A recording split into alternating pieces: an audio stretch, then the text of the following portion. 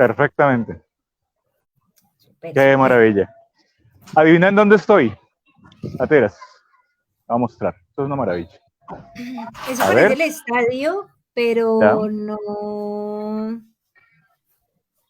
Mira, esto que está acá es el estadio, evidentemente. Ujú. Esto que está por acá, esto es las piscinas Alberto Galindo. Mira, te las voy a mostrar. Sí, ese es donde uno se inscribe para hacer natación, las públicas de Cali. Estas son, sí, aquí nosotros tenemos 2 piscinas públicas grandes. Bueno, hay muchas por temas de alcaldía, pero las más grandes, mire, esa belleza piscina, es una maravilla. Mira, ¿qué tal? Sí, eso Ay, está brutal. esta es la piscina de clavados y esta es la piscina olímpica. Ujú. Y está esta y están las piscinas panamericanas, que son las que quedan allá para el Parque Los Cholados. Es Ujú. la otra que hay, pero hoy, por azares de la paternidad, estoy aquí. Ah, Entonces muy bien. estamos haciendo trabajo de campo, imagínate, trabajo de campo. Y a propósito del tema del trabajo de campo, Caro, ¿hace cuánto no nos veíamos vos y yo? Difícil. Es decir, contigo no sé, yo sé que me he comunicado un par de veces porque han habido como casos muy excepcionales Uh -huh. en los que siempre he contactado a la opción porque son cosas que uno se queda, cosas de la publicidad que uno se queda como de, necesito contarle esto a alguien ya mismo. Uh -huh. Entonces, sí, bastante tiempo que no nos vemos. Bueno, ¿en qué año te graduaste? 2014, si no estoy mal. Imagínate, esos ya son 14. 9 años, vas para 10 años de graduada, Carolina. Sí, Eso, voy ¿no? para 10 años de... Imagínate. Ay. Bueno, pues nada, aprovecho como para hacer la entrada pues como oficial. Este café creativo, muchas gracias a quienes nos ven y nos escuchan, Caro, porque también te cuento un poco en la dinámica. Después de este en vivo, este video se pasa para YouTube y el audio se pasa para el podcast Hablemos de Mercadeo. Yo en este momento tengo 2 podcasts vivos. Tengo un podcast que es Hablemos de Mercadeo, que es como el podcast de toda la vida, pues que llevo como 8 años con él. Y el otro es El arte de la guerra publicitaria, que más o menos en unas 2 semanas debe salir al aire la segunda temporada. Se llama La Ruta del Guerrero. Entonces, Ok. sí, está súper lindo. Esto que estamos haciendo hoy con vos, este viaje que vamos a hacer con vos hoy, tiene que ver exactamente con lo que va a pasar para Hablemos de Mercadeo y para el podcast y para el canal de YouTube. Y hablando de eso, ya como dando la entrada, con Caro nos conocimos en la universidad, tuve el gusto de ser su profesor, de acompañarla en su proceso académico. Si no me engaña la memoria, fuiste monitora también de la Sí, materia. y tú fuiste mi mentor de mi tesis de grado. O sea, de Además, gran tesis. En estos días la volví a leer, de hecho. está bien, qué bueno, qué bueno, qué bueno. Y digamos que más allá del cariño que se va construyendo en la relación docente-alumno, en el caso de Carolina pasa algo y es que además de cariño se hace una cosa como extensiva a la familia también y eso pasa con algunas familias de los estudiantes, pero son muy, muy pocas realmente. Eh, pero sí se dio como una mirada un poco más allá, como con tu hermana, como con tu mamá, un poco de la historia también, pues como de todo esto, lo fuimos allí compartiendo y pues digamos que fue un momento muy bonito y luego comienzo a ver un proceso tuyo a través de la ventana pues que tenemos hoy, que son las redes sociales, comienzo a ver un proceso tuyo muy bello y es que pues comenzás como a abrir las alas y de un momento a otro llegas a Microsoft, te volvés ciudadana del mundo, pero una de las cosas que los pelados en la universidad dicen es, no, yo tengo que ser el hijo de no sé quiéncito, o tengo que ser multimillonario de cuna para poder llegar a estos países o a estos cargos. Y yo sé que tu familia es una familia muy camelladora, pero estoy absolutamente seguro que el salto que vos diste es un salto que te lo ganaste vos a pulso porque sos una berraca camelladora desde toda la vida, terca, jodida, profunda, con un nivel de misticismo en la vida muy bello. Y eso ha sido seguramente el viento que te ha permitido crecer. Entonces, contanos un poquito para que la gente se ponga como en contexto y por delante te digo muchas gracias, qué bonito estar acá con vos. No, es al contrario, gracias por la invitación. En algún momento creo que estaba viendo que estaba sacando varios capítulos de Café Creativo y yo dije, tengo que hablarle en algún momento a Lobsen porque necesitamos hablar de esto y el podcast es algo importante también y estos espacios para generar conversa al respecto de eso. Claro, Ujú, entonces eso sucede más o menos, yo me gradúo y al año más o menos entró a trabajar en Microsoft, fue una convocatoria muy linda y nunca pensé que me llevaría realmente como a conocer todos estos espacios. Eso fue un golpe del destino bastante interesante que decidí aprovechar con toda, es decir, en el momento que yo tuve como esa oportunidad de comenzar a viajar y a em, vivir y experimentar esa parte de ser una nómada digital, ujú, de una la tomé, es decir, no lo pensé ni nada, yo no pensé en, me voy a endeudar, no, ahorita qué voy a hacer con mi casa, no, dónde voy a vivir, qué voy a comer, nada. Es decir, esas son como de esas cosas que cuando se abre la ventana, o la atraviesas y como que vives con el día a día las consecuencias de tomar esa decisión o sencillamente pues decides cerrarla y perderte como de toda esa experiencia. Siento ujú, que de las cosas más importantes que suceden cuando empezó todo esto, cuando empecé a viajar, yo más o menos al año de haber trabajado en Microsoft, hubo un momento en el que decidimos pasar la operación, se decidió pues entre el cliente como tal, pasar la operación que estaba actualmente en Bogotá sí, a hacer una operación remota. Y en ese momento eran, que yo sepa, eran como muy pocos los trabajos que realmente eran remotos. De hecho, estamos hablando de esto, pasó 2015, 2016 fue esa transición. Entonces, estamos hablando antes de la pandemia. Muchas personas llegaron a conocer este sistema de trabajo durante la pandemia, precisamente por la necesidad. Pero en este momento, cuando yo cambio ese modelo de poder trabajar desde la casa, tener mis propias, tener mi computador, tener como esa organización, ser muy disciplinada en mm, empezar como con esa labor de marketing en el programa que estaba haciendo ahí en Microsoft, pues se me abre esta oportunidad. Debo decir que también coincidió con que tuve la oportunidad de viajar también por un tema personal, digamos, por una invitación que me hicieron a Francia y en ese, aunque yo ya había tenido un par de salidas de Microsoft hacia algunos eventos pues que permite la compañía y que nos invitan e incluso pues también conocer otras personas de otros países que pienso que es como de esa parte de la experiencia algo muy relevante que destaco y es empezar a conocer y empezar a trabajar con personas de otros países y de otras culturas,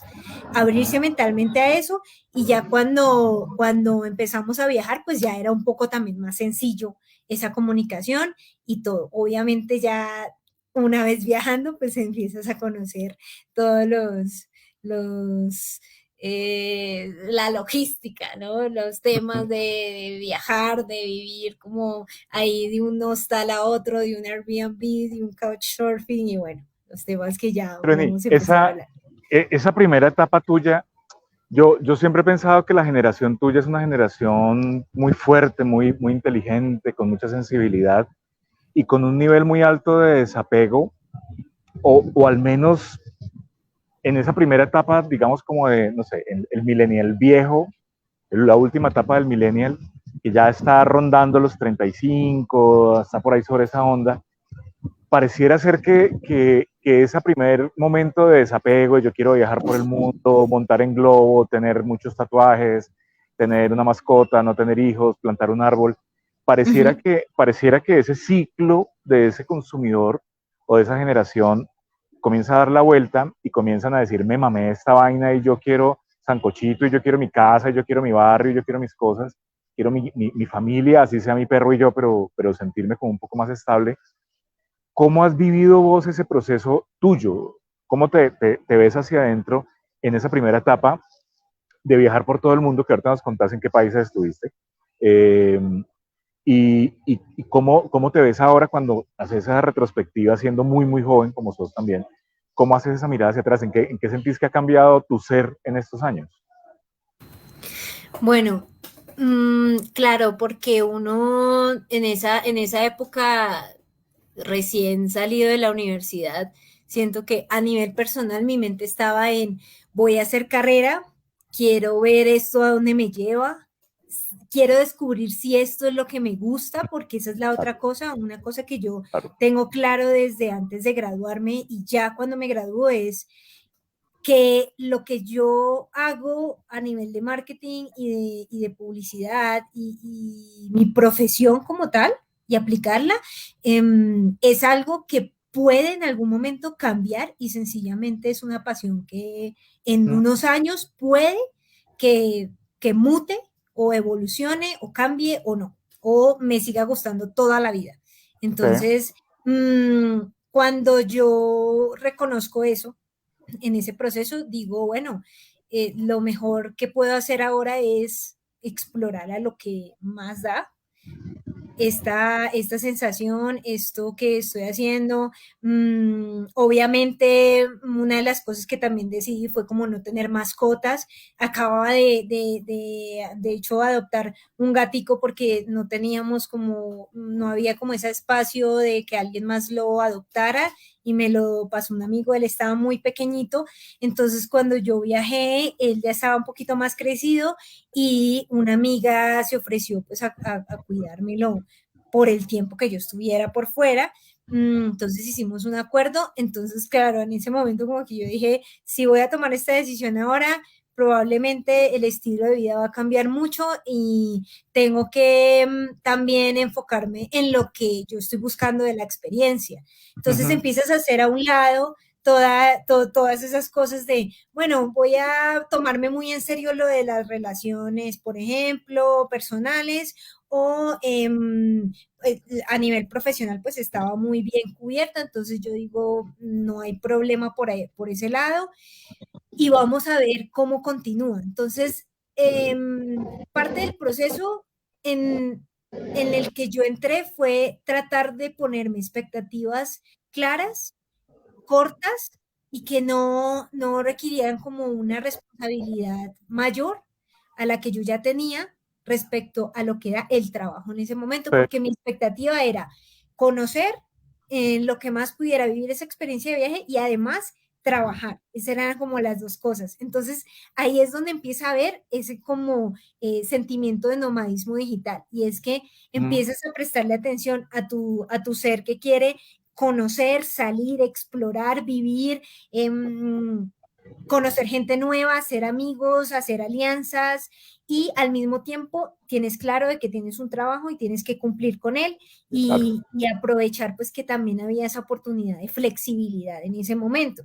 Ya Ujú, cuando vengo acá y ahora que me he mantenido más en el país, te digo, es muy difícil también salir de ese sentimiento nómada ujú, porque te empieza a picar la ciudad, como que estás 6 meses en un sitio y te empiezas a afanar como de, bueno, ¿será que sí? ¿Será que sigo haciendo esto? ¿Será que no? mm. Empiezas a ver también las situaciones mundiales y pues se vuelve un caos ese pensamiento, pero ahora mirándolo en retrospectiva es como definitivamente despertó en mí una parte que sí hace eco y resuena con lo que es el nomadismo eh, en sí. Claro, Entonces, como que yo ahí descubro que yo soy una nómada. O sea, sí soy una sí, nómada y han pasado estos años, ya después de cuando yo empecé a viajar, que fue en el 2017, pasan estos años y yo vuelvo aún así a Colombia y luego vuelvo y salgo un par de veces más y aún así no se me iba como ese sentimiento, era como yo mm. pensé que se me iba a pasar, la verdad te digo, Es que ya, a ya mitad del superada la etapa. sí, yo dije, esto No, es una etapa, la voy a quemar a lo que da, pero no ha pasado, no ha pasado tanto. ok, vení, y en esa etapa de Microsoft, ¿qué llegas a hacer con ellos? yo te recuerdo muy bohemia, te recuerdo con una línea, pues además, tus mandalas que están colgadas en mi casa, eh, y siempre muy, como muy de línea libre, como muy, muy liviana en tu ser, aunque siempre en lo intelectual muy profunda, y entras a Microsoft. Entonces, allí fue como un pequeño shock para mí que yo dije, pucha, ¿qué pasó? ¿Qué pasó? Sí. ¿Cómo combinabas ese espíritu tuyo libertario, muy bohemio, muy artístico, muy vanguardista, con una estructura tan pesada y tan densa como es una corporación? Realmente es una corporación. Sí, y cuando sucede entonces lo de Microsoft, yo entro a ser parte de un programa de incentivos de marketing. Entonces, mi rol era asesorar empresas que distribuyeran el software que teníamos. Usualmente son como empresas muy enfocadas a la parte de B2B. Entonces ellos vendían y toda esta tecnología y les ponían como al alcance a las empresas toda la estructura con los programas de Microsoft. Entonces mi rol era intentar acompañar esa parte creativa para que ellos usaran muy bien esos incentivos que venían acumulando desde años. Entonces ellos por estar inscritos en un programa o por vender una licencia o por comprar, se les daba un retorno de esa compra y eso se acumulaba en el año con incentivos que terminaban siendo un fondo de marketing que se destinaba y se tenía que utilizar muy bien y Microsoft lo que hacía era a través de este programa asegurarse que las empresas cumplieran con las actividades de marketing. Entonces, sí habían unas cosas a entender, una estructura que se debía conocer, pero también yo encuentro una familia en ellos en los que puedo expresar mis ideas, en los que mi jefe de ese momento, que ahorita es un gran amigo mío, eh, ahorita trabaja con Amazon, de hecho, y él es una persona que empieza a escucharnos. Es decir, de hecho, él es menor que yo, empiezo a tener un jefe que es menor que yo, entonces ya ahí de entrada empiezo a romper muchos esquemas, Sí. aún así en un ambiente organizacional. Después de esto, un par de años, al año, 2 años, resulta que se abre un programa que es como un piloto para hacer contenidos digitales que son contenidos sindicados. Entonces, una empresa o un desarrollador nos hace el contenido de ciertas estructuras de producto que van a ir en e-commerce o en marketplaces y empiezan a generar banners y contenidos así. Y resulta que en ese momento la persona que estaba manejando ese programa mientras yo pues trabajaba con lo de los incentivos y todo y los asesoraba, ahí ya estaba haciendo una función de consultoría, ahí es donde Okay. yo empiezo a conocerme siendo una consultora y siendo una asesora en cómo se puede utilizar mejor ese recurso, obviamente trayendo todo el conocimiento que ya tenía, ¿no? De la carrera y se abre esta oportunidad de entrar al piloto, de hecho es una contingencia en ese momento porque la persona que lo estaba manejando no tenía conocimiento de digital y me pusieron a mí como reemplazo de esa persona mientras buscaban otra persona y, oh sorpresa, ese reemplazo me duró casi 3, 4 años siguientes. Entonces, empecé a liderar esa parte y cuando menos pensé a los 3, 4 años de estar trabajando ahí, yo era la persona que estaba liderando el programa de digital. Entonces no había Okay. nadie más, no había una persona que conociera el programa desde antes, ya había trabajado con muchos clientes e incluso el proveedor de servicios me conocía bien.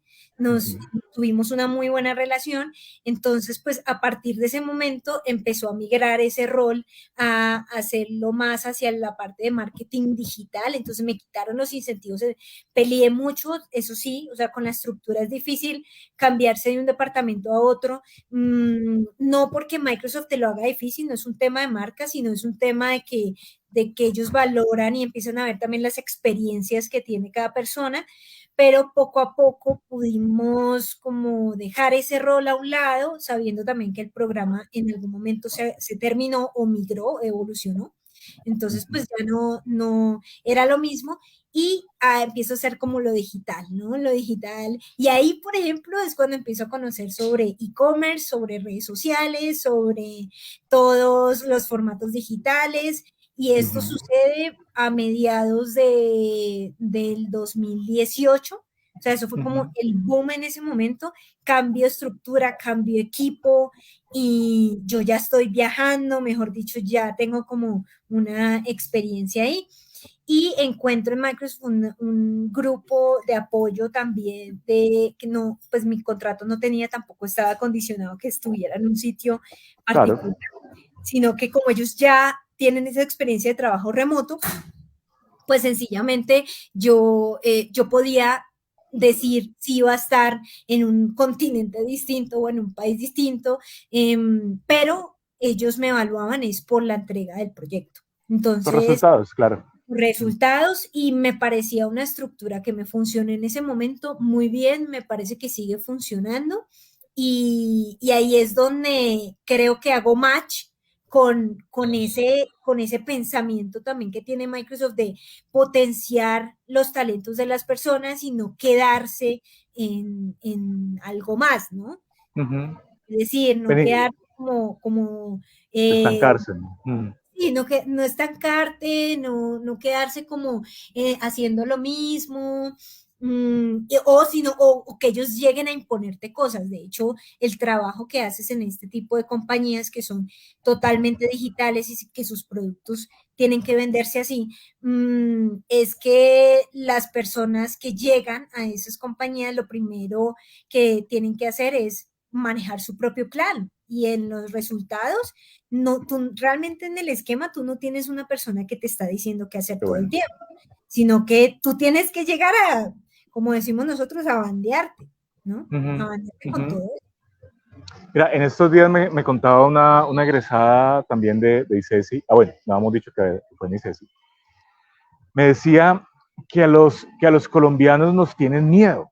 Entonces yo le digo, vení, ¿cómo así? ¿Cómo así que nos tienen miedo? Me dijo, claro, porque nosotros llegamos a una convocatoria con gente de muchos otros países de Latinoamérica y nos la ganamos porque tenemos un perfil muy alto, porque tenemos muchas ganas de hacer cosas y entonces yo ahí miro un poco ya esta, digamos, como vida académica y surge allí la pregunta, de las cosas que viste en la universidad, de las cosas que viste en tu proceso académico, ¿qué sentís que realmente te aportó como concepto a ese momento de vida que es tan fuerte, que es como tomar decisiones, salir del país, destetarse, comenzar a moverse pues como con su propio trasteo, responder por un producto, responder por un presupuesto, liderar equipos?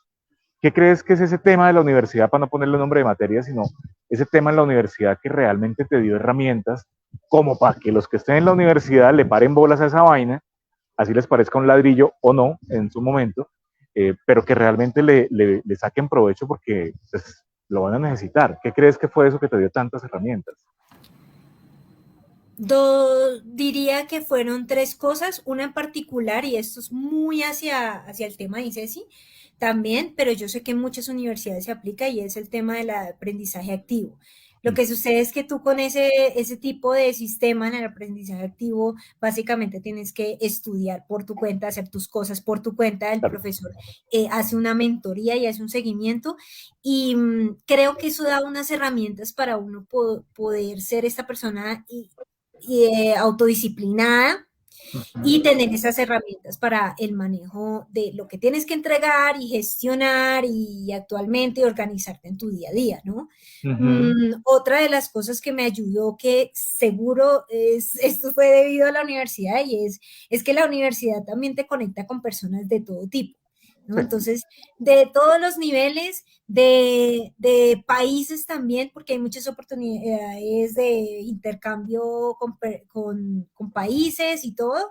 Eso es una cosa que si una persona en este momento está en la universidad y tiene la oportunidad de irse, aprovechalo. aprovechenla, o sea, no lo piensen, sencillamente si usted tiene la oportunidad, cumple con los requisitos y puede acceder a esos programas de intercambio, háganlo porque esto es lo que finalmente le da a uno esa apertura mental y estratégica que uno necesita como profesional y en la vida también. Claro, Y claro. la tercera cosa que para mí fue clave, que me enseñó mucho, fue esto va a sonar como promoción propia, pero el tema que nosotros elegimos para la tesis fue, fue basándonos en lo que eran los aprendizajes experienciales. Entonces, el aprendizaje basado en experiencias y es poner en contexto y poner y aplicar todo lo que has aprendido durante las carreras en un evento real, en un evento en que te simule y que te haga como reconocer esas labores que tienes que empezar a aplicar, que son muy similares a la vida real, o sea, a lo que es el trabajo afuera. Entonces, Ujú. cuando nosotros nos enfrentamos como a estos ejemplos de hacer el evento, por ejemplo, en la universidad, o sencillamente tener una experiencia de hacer como la práctica profesional, esas dos experiencias siento que también le dan a uno mucho herramientas para poder desenvolverse muy bien en esos espacios. Incluso una de las cosas que yo escuché cuando tuve mi primer trabajo, incluso cuando obtuve el trabajo en Microsoft, fue como que sí se notaba que había una preparación detrás para tener esas conversaciones de carácter profesional y que pudieran surtir efecto también en las labores y que uno pudiera ser juicioso, ¿no? Claro. Vení, y vos, ¿cuántos años tenés ahorita, Caro? Recordame. 32. Uf, qué poco. 32 años. 32 años. Vos miras a los pelados, a las peladas que están ahora, digamos, como sobre tus 22, 23 años. La distancia con la que lo miras es muy corta. Si uno lo ve en el tiempo, pues realmente 10 años, eso no es nada. Eh, pero, ¿cómo es tu mirada de esta nueva generación de gente de mercadeo, de publicidad, de comunicación, que es lo tuyo? Eh, ¿qué, ¿Qué tenían ustedes como generación que esta generación no tenga? ¿Y qué tiene esta generación que ustedes no tenían? Lo que siento que teníamos nosotros como generación es los hard skills, es decir, muchas habilidades que tienen que desarrollarse con el tiempo y que había ese tiempo para hacerlo. Después de la pandemia, todo se vuelve más líquido, ¿no? Todo se vuelve más suave, todo se vuelve algo que corre muy rápido. Entonces, lo que tienen estas generaciones que no siento que sea una ventaja porque es algo que nosotros también lo podemos aprender, pero ellos sí lo hacen más naturalmente y es el tema de poder poner a prueba habilidades blandas Sí, en muy corto tiempo, aprenderlas en sí. muy corto tiempo y la velocidad de la información, además de las herramientas que hay ahora de entender cómo funcionan las inteligencias artificiales como herramienta. Uh-huh. Esto nos toca a nosotros aprenderlo, para las nuevas generaciones es algo muy sencillo de entender, ¿ya? Uh-huh. Entonces, sí siento que tiene esa diferencia en cuanto a habilidades, a cómo se han aprendido esas habilidades. Bueno, y siempre pasa, y de eso hay varias canciones y películas, etcétera, que um, cada generación mira hacia atrás y dice, es que en nuestra época era más fácil o éramos más no sé qué en nuestra época. Es que esta juventud, no sé, la crítica de siempre con los millennials, es que son los snowflakes, es que Ujú. son suavecitos, es que son la generación de cristal. Sin embargo, como te digo, la distancia generacional tuya con los que vienen es muy corta, pero ¿cómo te ves como generación en esas fortalezas, en esa resiliencia? ¿Realmente sentís que la generación tuya es una generación tan frágil como la quieren pintar o es tan fuerte como ustedes creen, ya con, digamos, con la distancia de la madurez? Ujú. eh, ¿Cómo te ves como generación en este momento? Sí, creo que me veo como esa generación que nació justo en el momento en el que todo se empezó a complicar. Es decir, Si lo hablamos en términos, por ejemplo, de tu generación. Para las nuevas generaciones, todo es más fácil ahora. Digamos que la percepción, todo es más fácil como acceder a ello. Pero esto deja un campo de cómo trabajo en mí mismo y es reconocer que hay un trabajo detrás, es decir, que esto ya no es fácil, ¿no? Para nosotros, como yo me veo en esa generación, veo que estas nuevas generaciones me están enseñando a mí que no hay que desacreditar el tema de la salud mental, por ejemplo, o cuando uno viaja, cuando uno hace nomadismo digital, sí o sí te vuelves una persona que en cierta manera tiene una resiliencia porque tienes que enfrentarte a cosas que no vives en tu país Ujú. o experiencias nuevas que nunca, o sea, que nadie te dijo cómo era, nadie te va a decir cómo enfrentarte a pedir un plato en un idioma distinto y en una cultura súper diferente. Entonces, esa diferencia generacional creo que se ve marcada es principalmente Ujú. por cómo nosotros percibimos que todo va muy rápido o que todo se simplifica, que hay mucho más oferta de herramientas y de hacer uso de eso, pero es en ese, donde radica realmente, es como en ese reconocimiento que uno tiene de prestarle atención a cosas que pues antes no, sencillamente no eran la prioridad. Ahora la Ujú. prioridad es la salud mental porque está en detrimento. Terrible. En el pasado no era una de las prioridades porque la prioridad era la productividad o era cumplir las metas que uno se proponía, era tener una carrera de años en una compañía y esa era la meta que uno se ponía, era una sola, era muy clara. mm, Todo se podía como trabajar entre ese balance de esas cosas. Ahora son tantas cosas que tú puedes elegir y tantas cosas que puedes hacer, incluso cambiar de carrera, incluso hablar de las mismas expresiones de lo que es la salud mental. Claro, se convierte en temas que son como tantas cosas que no es fácil prestarle atención a Ujú. eso, ¿no? Entonces, sí hay mucho más resiliencia, siento yo, de las nuevas generaciones, o al menos tienen que desarrollarla rápido a lo que sería, pues, mi generación cuando ya empecemos a envejecer. Sigamos envejeciendo, más bien. Sigamos Sigamos, envejeciendo. sigamos. Sí, por favor. A todo, No, señor Tonor. yo todavía no sé si yo me considero una persona de 32 años, realmente. Pero ahí Me cuesta trabajo. sí, la adultez es una cosa que va llegando así como de un momento a otro. Cuando menos esperas decís, ah, carajo, es verdad que soy adulto, ¿no? Toca poner cara de adulto. En el proceso, después de que vos salís de Microsoft, pasa algo y es que la generación tuya es una generación permeada por el emprendimiento.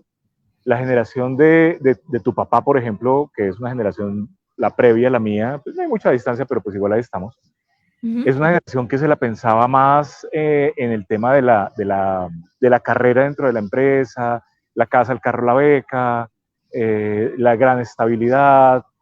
Y la generación tuya ya comenzó a estar como muy metida en el tema del emprendimiento y yo sé que diste un salto en ese tema, porque no me contás un poquito qué pasa después de Microsoft, cómo salís de una estructura tan grande, tan fuerte, donde todo está hecho para que sea productivo, funcional, Ujú. todo es perfecto, etcétera, etcétera, a la vida por fuera de. ¿Cómo es ese salto tuyo? No eso es más que un salto, fue una estrella. Es un salto, un precipicio. Yo cuando estaba trabajando en Microsoft, lo que menos se me pasaba por la cabeza era emprender. Una de las cosas que yo decía, incluso conocía personas que ya lo tenían como destinado y se lo habían propuesto como a 5 años, a 6 años. Yo salgo de esta compañía, tengo mis ahorros, monto mi empresa y es como que resuelvo mi vida y hago todo eso. Y a mí no me conectaba eso y yo decía, será, bueno, me quedo acá también. Igual me gustaba mucho el trabajo en Microsoft, lo que hacía y lo que terminé haciendo también. Llega un momento en el que yo toco como un techo porque ya no podía ascender más en ese momento hacia donde me podía mover eran procesos de selección mucho más complejos y tomaban más tiempo. Y ahí es donde me empiezo como a encontrar también un poco con la estructura de ellos.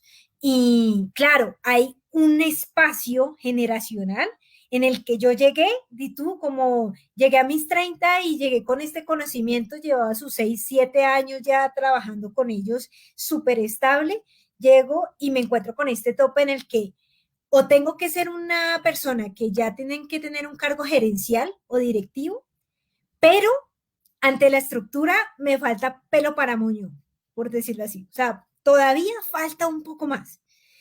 Entonces, dar ese salto era muy complejo, lo empecé a intentar los últimos años, fue, claro, no se abrían las oportunidades, también tuvimos igual como nuestro punto en el que toda la industria tecnológica tuvo como un declive un poquitico antes de la pandemia.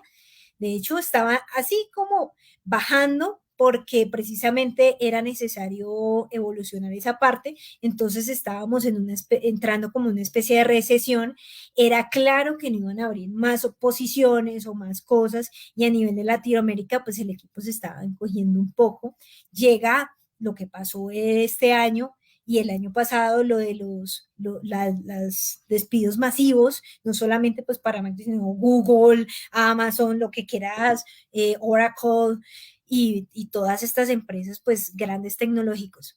Cuando yo me encuentro con esta pared, digo, bueno, acá o tengo que moverme, ya es como ese momento de esa decisión, o tengo que moverme a un espacio similar, algo conocido, en donde pueda dar ese salto o pueda obtener la experiencia suficiente para ya volver a intentar ser un cargo directivo, pero también al mismo tiempo empiezo a ver y a notar que mi estilo de vida quiero prestarle atención a cosas personales, como entonces llega el tema del activismo y de las causas que yo quería apoyar en ese momento y que yo quería voluntariar y decía, tiene que haber un punto en el que yo pueda llegar a un balance entre esas dos cosas.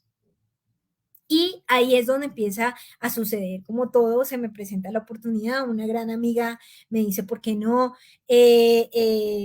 Cuando yo pues decido como hacer como la renuncia, sencillamente a las semanas, recibo esa oportunidad de trabajar como con un cliente más de forma independiente y mi hermana ya habíamos fundado un año antes de que yo saliera de Microsoft la empresa. Ella empezó a trabajarla por su cuenta porque pues no, yo tenía mis responsabilidades con Microsoft, pero pues yo le ayudaba a ella en la parte de la marca, de parar la empresa, de tener una identidad, de saber para dónde vamos y todo. Y cuando ella empieza a trabajarlo, me dice, mira, tengo estas dos clientes que pues nos han hecho esta propuesta, entonces si quieres, puedes entrar a ser parte. Entonces eso fue como de, yo lo decidí y dije, esto va a ser temporal, esto va a ser temporal, pero no, es decir, eso me agarró y empecé a ver cómo era el tema de emprender y tener mis propios clientes y manejarlos y tener proyectos que eran como cortos o largos, no saber qué iba a pasar a los 6 meses, no saber si iba, cuándo iba a pasar lo de los impuestos, nos conseguimos una contadora. Entonces, bueno, empezaron a suceder todas esas cosas al mismo tiempo y para mí fue como de, es claro el salto y si no lo doy, no voy a experimentar esto y sencillamente no voy a descubrir si es, o sea, lo que estoy es mi pasión o no. Porque una de las cosas que yo descubrí haciendo todo este proceso, de hecho, es que cuando tú emprendes en lo que tú quieres trabajar, tú ahí te das cuenta si realmente es una pasión o no. Es que Eso es como, es que mira, yo siempre he dicho que el emprendedor, que es con el que más trabajo yo realmente, el emprendedor no tiene empresa, tiene proyecto de vida.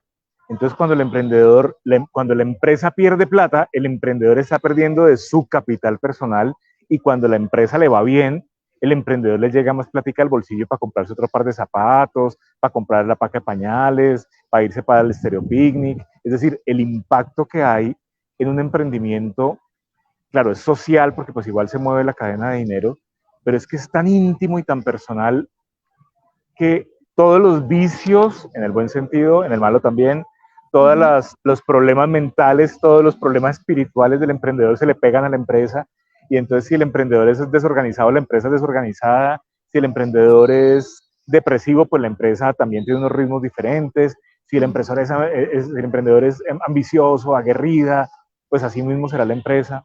Entonces, esa distancia que hay entre el emprendimiento y la vida personal es muy jodida. Por eso en mentoría, y ya vos lo viviste, cuando uno se vuelve mentor en temas de emprendimiento, uno realmente se mete en un plan muy personal con la gente, es decir, ¿usted qué quiere? ¿Usted para dónde va? ¿A usted qué es lo que lo mueve? Y lo que estabas diciendo ahorita, a vos te mueve la pasión, y que yo recuerde siempre te ha movido la pasión. Si no te apasiona, no lo haces y ya. Correcto. Y ese proceso obviamente es parte del ADN de la marca, pero en el caso tuyo, sé que hay una socia, no sé si hay más socios, y es tu hermana gemela, además para quienes no conozcan como tu vida, es una hermana gemela que además ella es, si no me engaña la memoria, es socióloga, si no me engaña la memoria. Sí, sí. Ella es socióloga, y pues el sociólogo y el de mercadeo tienen unas diferencias de base porque el uno ve la vida muy desde no sé, desde el libro y desde la teoría y desde la estructura, y el de mercadeo ya va 3 cuadras adelante mirando a ver cómo se puede facturar. ¿Cómo combinas tu sociedad con alguien que está en la otra cara de la moneda, pero que es que además es tu misma cara y que además es tu mismo ADN y que además es tu misma pulsión por la vida? ¿Cómo es esa combinación cuando el socio es tan parecido, pero con una visión tan opuesta, digamos, desde lo práctico? El nomadismo digital le da a uno unas herramientas clave para manejo de socios. Y sobre todo si tú estás viajando con pareja o con familia, eso es algo que empiezo a aprender cuando viajé y que ahora con mi hermana, que es mi socia y mi compañera en muchas cosas, nosotras vimos que nuestras carreras como que no generaban como tal un obstáculo, porque además Marcela tiene unas habilidades muy particulares, y es que ella también es súper digital y ella ha manejado proyectos además. Ella trabajó en un proyecto en ICESI con biodigestores. Nos unen las causas sociales, y su visión como socióloga me da ciertas herramientas que uno no logra ver a veces estando tan metido en el mundo del mercadeo, y más si es mercadeo tradicional. Y de hecho, el marketing digital tiene que ver mucho, mucho con la sociología y con la antropología. De hecho, muchas personas que están en estos campos se pueden dedicar perfectamente, si conocen las estructuras y si conocen las herramientas, a hacerlo, porque es una de las cosas que hay que prestarle más atención, que es algo clásico del marketing, pero que ahora en el marketing digital es un básico. Ni siquiera es como téngalo en cuenta porque es importante. No, es que lo tienes que tener en cuenta porque si no, no funciona. Y es cómo se comportan las audiencias y cómo se comportan las estructuras. Si yo no sé cómo está, digamos, en términos de estructura ahora la sociedad colombiana, hacia dónde va, cuál es el camino o en qué se está moviendo, si yo no sé, para mí es muy difícil sacar un perfil de audiencia, un perfil de consumidor de lo que yo vaya a hacer en términos de pauta digital, ¿no? Entonces, ahí es donde encontramos el clic en eso en particular. Y cuando yo estaba viajando, Marce tuvo también sus experiencias trabajando tanto en esos proyectos como a nivel social y en la parte de servicio al cliente. De hecho, ella trabajó también con unas empresas de entretenimiento en Cali, como que tenían bares y restaurantes y esto, y empezó a conocer ese gremio y descubrió que tiene esa pasión también oculta por la atención al cliente, por hacer seguimientos, es muy buena vendedora, Marce, aunque no es la línea que manejamos dentro de Polancoa. Polancoa pues es nuestro emprendimiento. Cuando nace Polancoa, ella, claro, uno emprendedor, uno le toca hacer todo, o sea, vender, hacer el marketing, hacer los proyectos, las propuestas, desarrollenlos, ejecútenlos y haga Cobre, todo. vaya al banco, abra la cuenta. Sí, háblese Peleé, con la peleé.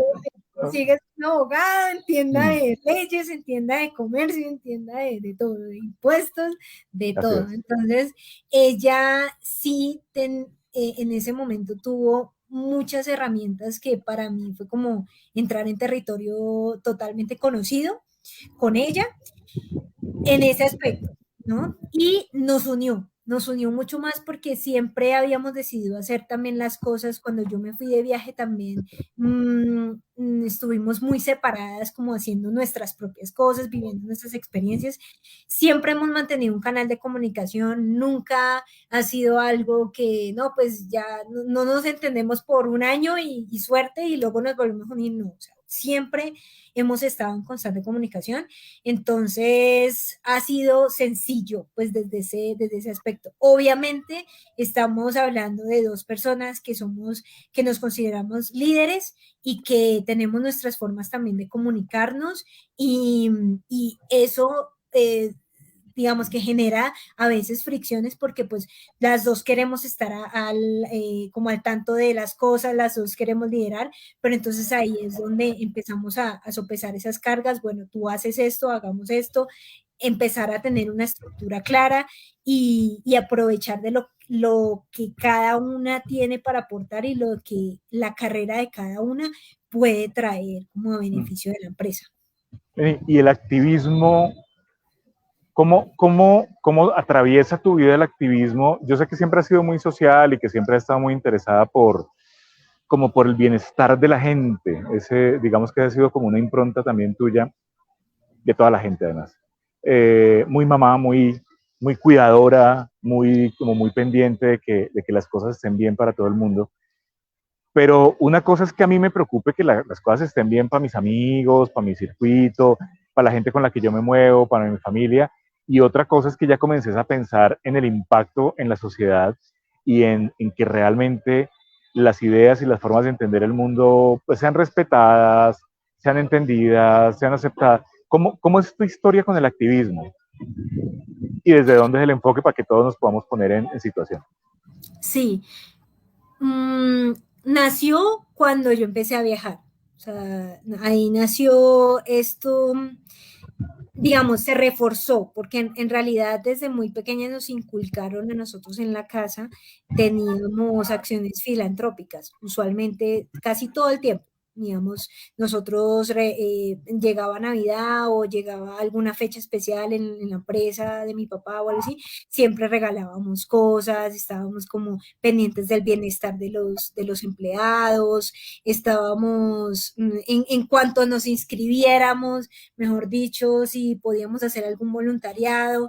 Mi papá siempre nos comentó que esto era una parte importante del desarrollo en el ser y que también nos iba a dar muchas herramientas a nivel profesional, porque no es como verle el lado de qué estás ganando, o sea, en términos de ganancia, sino de que si tú tienes una atención hacia cierta parte social, que es importante y que requiere atención, a ti eso te da unas habilidades para enfrentarte tanto al cambio como a los escenarios difíciles, a que el voluntariado es un trabajo que tiene que nacer, o sea, tiene que tocarte en algún momento y ahí empezó todo, pero cuando viajé, como visité varios países, entre esos estaba México y Turquía, por ejemplo, Turquía, que fue un país para mí que me abrió los ojos a nivel de las estructuras sociales y que se manejan allá.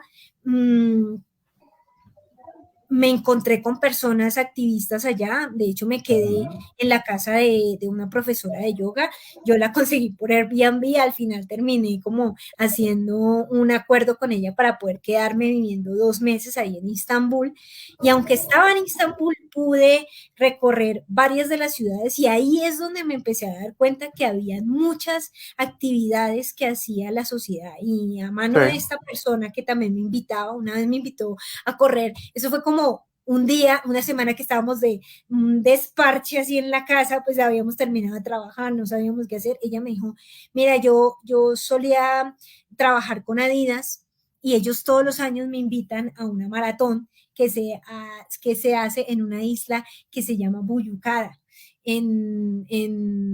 muy cerca, solamente toca tomar un ferry de unos 30, 40 minutos en Istambul y podemos llegar allá y la maratón es para recoger basura en la playa.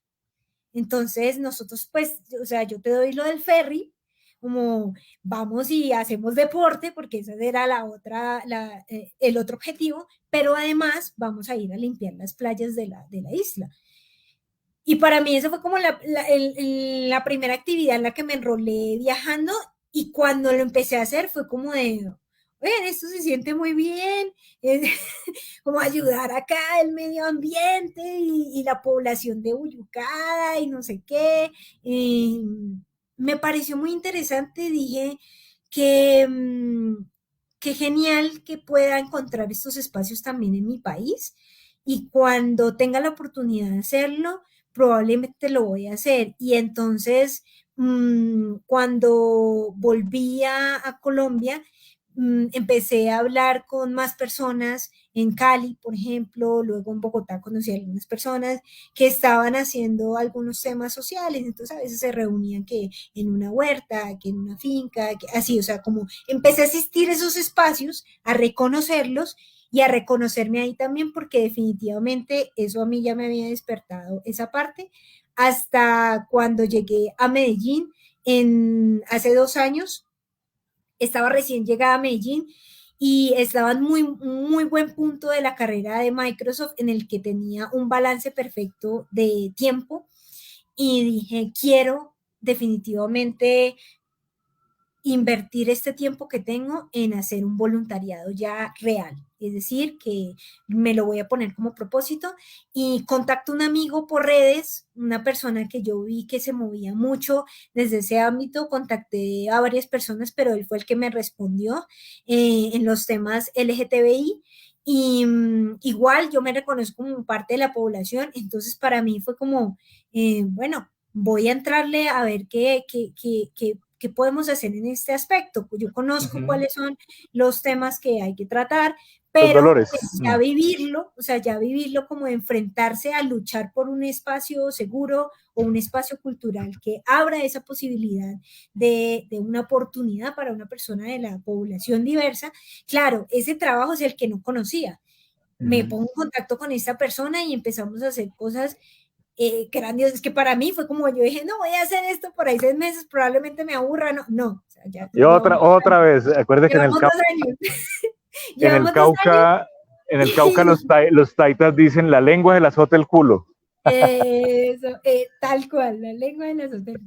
Y yo dije, pensé que lo iba a hacer como por 3, 6 meses, me terminé enamorando de ese grupo de trabajo, terminaron siendo mi grupo principal de apoyo y de amistad también, encontré en ellos una familia en Medellín, además era la única mujer del colectivo. Y cuando de repente estamos en el primer festival Marica de Medellín, que es el Marica Fest, que es nuestra producción de parte de Pluma, y también empecé a hacer cosas tipo a los sinergia. Yo dije, no, o sea, estoy como pez en el agua aquí, o sea, estoy Okay. acá moviendo que no sé qué, que los negocios, que la marca, conseguimos patrocinadores, es decir, Me suena conocido, ya lo me hice, ya suena lo hice. conocido, yo este trabajo como que ya lo he hecho y de la mano además de gente que es asombrosa, es decir, todos estos integrantes, todos los miembros de Pluma, pues han sido unas personas excepcionales y además interdisciplinario todo, es decir, estamos hablando de personas abogados, estamos hablando de comunicadores, diseñadores, activistas también que lo hacen de profesión, es un activismo, o sea, el activismo empresarial existe, aunque la gente crea que no, pero las organizaciones y ahorita como está evolucionando también el mercado a través de las organizaciones, están yéndose por ese lado y además empecé a encontrar también esa pasión ahí juntarlo con lo que yo hago y también ir moldeando lo que nosotros queríamos y queremos para Polanco, que es empezar a trabajar con marcas y con empresas que le apuesten a este tipo de cosas, que tengan una orientación sea cultural o de aprendizaje o sea un enfoque diverso, por ejemplo, tecnológico, claramente, y así hemos estado y poco a poco hemos estructurado esa visión y nos ha llevado ahí gracias al activismo y gracias a los temas sociales que ha manejado Marcela. Beni, en esa integración de esos dos mundos, desde lo sociológico, del tema de comunidad, del tema del activismo, del tema del mercadeo, allá me surge una pregunta y es, yo recuerdo que el último Sinergia en el que yo estuve fue Mercadeo Diverso, que fue el Sinergia 15, si no me engaña la memoria, que de eso voy a estar hablando, la otra semana voy a hacer un especial de café creativo sobre Sinergia, va a estar súper lindo, contando pues la historia, y recuerdo que tuvimos varias empresas, Aviatur, tuvimos a la gente de Absolute, tuvimos la Cámara Colombiana de Comercio, la Cámara de Comercio, no me acuerdo, pero recuerdo que nos decían que ya era mucho más frecuente encontrar empresas en Colombia que se autodenominaban como gay friendly, que entendían el tema de inclusión como una oportunidad no solamente comercial, sino también de impactar lo social. Pero pues yo salí en el 2015, esto fue hace 7 años. ¿Qué pasa hoy con la relación de las empresas y la comunidad LGBT en Colombia, Carol? De hecho, a hoy las empresas están intentando que, primero, pues tienen que tener sí o sí este tema cubierto, tienen que tener un enfoque en su forma de trabajo. Porque pues ya es necesario, es decir, la conversación ya está muy abierta hacia eso, el tema de los pronombres, el tema de reconocer los géneros, de hacer sentir al empleado o a los colaboradores seguros en el espacio de trabajo y evitar cualquier tipo de discriminación, porque pues sencillamente ya la legislación hay que respetarla en cuanto a los temas de discriminación. Es decir, ahora es muy sensible el tema, entonces las empresas están cogiendo eso con pinzas para no caer en prácticas tipo pinkwashing o lo mismo. De hecho, no solamente con el tema de diversidad, sino como el greenwashing también, que lo venimos viendo desde hace años. Ahora es necesario porque hay legislación detrás y porque ya las personas y la opinión pública no pueden esperar más a que una empresa siga con los mismos modelos de antes y que no se esté reconociendo esto. Además, teniendo en cuenta que la población diversa cada vez es más reconocida, cada vez salen más profesionales, por ejemplo, trans, o cada vez se dan más profesionales y emprendimientos de personas no binarias, de personas de la comunidad.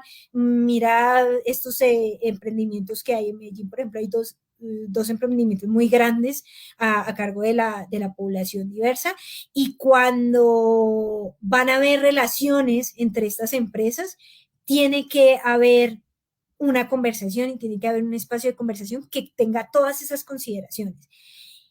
Hay un término que nosotros utilizamos en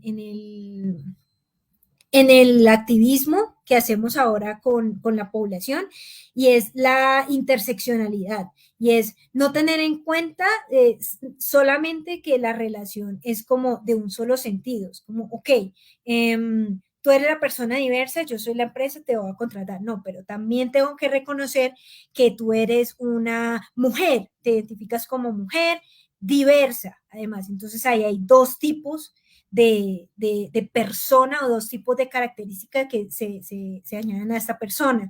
Pero además tengo que reconocer que eres una persona que de un sector que viene de una población rural. Entonces, empiezan a ver todas estas categorías que las empresas se quedan como de, uy, ¿cómo manejo? O sea, ¿cómo le puedo decir a esta persona? ¿Cómo la trato? Si es una persona que para mí pertenece a una minoría o a un grupo diverso, como con qué herramientas le puedo hablar a esta persona, qué le puedo poner a hacer o cómo la puedo proteger de discriminación o en qué sentido tengo que prestarle atención a este colaborador o a esta O sea, es decir, colaboradora. sí se ha dado una evolución a nivel corporativo Yo no digo de un trato preferencial, sino de un trato justo. Justo.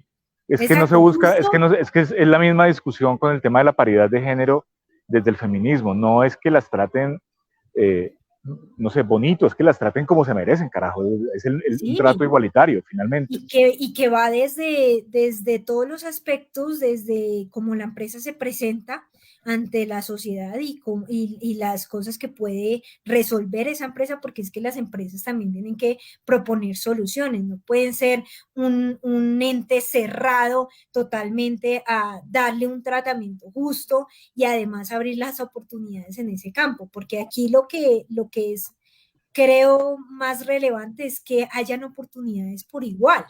Claro, Es decir, no puede ser que una mujer trans con una mujer cisgénero se presenten a la misma entrevista y quede la mujer cisgénero porque por ser ella sí, cisgénero. ella sí es Sí, mujer, ¿sí me entiendes? Es decir, deberían tener la misma oportunidad y no debería ser como un tema en el que una empresa se base para contratar a una persona qué si bueno. se supone que tienen las mismas habilidades, es decir, porque no es ni siquiera un tema de cómo me veo, cómo me visto, cuál es mi género, cuál es mi preferencia, la que me va a terminar afectando en lo que yo tengo que entregar a nivel de resultados. Está bien. Yo creo que vos y yo nos podemos quedar echando rulo, como decimos en Cali, por ahí, no sé, muchas horas, pero pues igual respeto tu tiempo y el tiempo de la gente que nos acompaña ahorita y que nos va a acompañar después.